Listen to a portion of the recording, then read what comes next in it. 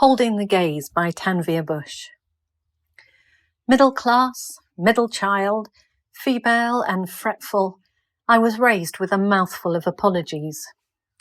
Even before I began to lose my sight, I worried if I took up too much space in the world.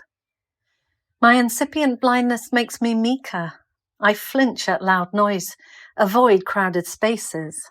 I am afraid of the dark. The two snake goddess figurines came out of the darkness of the Gnossian labyrinth cyst in glazed and painted fragments. Even though they were broken in bits and blinded by age, their torsos emerged unashamedly female, luscious, pert, firm breasts, full spotlight center. Hard not to imagine the old archaeologist blinking, his cheeks flaming as he gently dusted off the dirt to reveal them.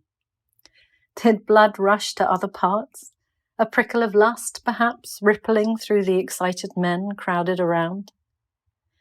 How often we women have felt the drag of eyes on our bodies, unwanted, felt the snag of eyes drifting to our breasts when we're trying to communicate with our voices.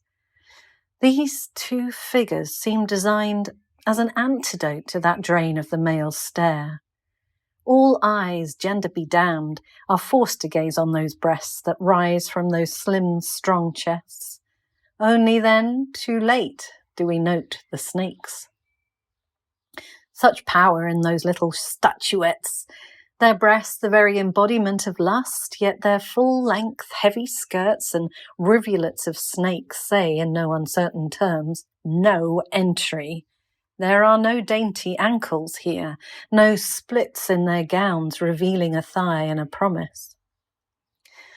We know so little about these female figurines, although the men did their best, trying to recreate them, guessing which arm went with which body, which head on which neck.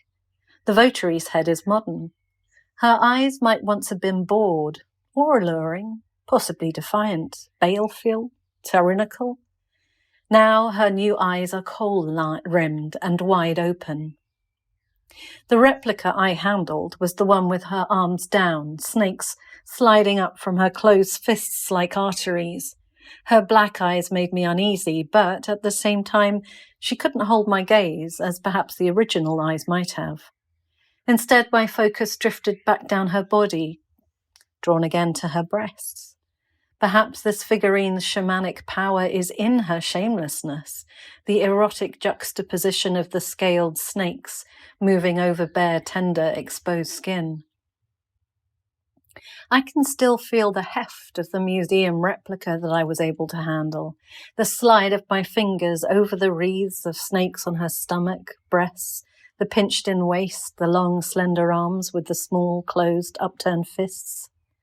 The other figure is a multiple mystery to me. Even her reproduction, only seen by me in two-dimensional photographs, is vague and filmy due to my damaged eyes. I have no sense of her as an actual thing, just an idea.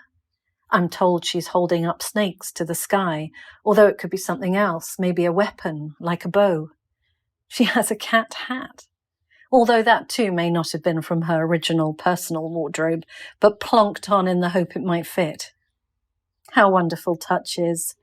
I know the first figurine, feel her in my body, through my skin, and the memory of the encounter still takes up three-dimensional space in my psyche. Her companion is only the sensation of fingers on photographic paper. And I feel, thinking of the snake goddess that I held, that maybe I too could take courage, could be fully in my own body for once. I imagine her taller than any man, stepping out from between the worlds, and all the previously meek woman straightening up and warrior-like gazing out from behind her.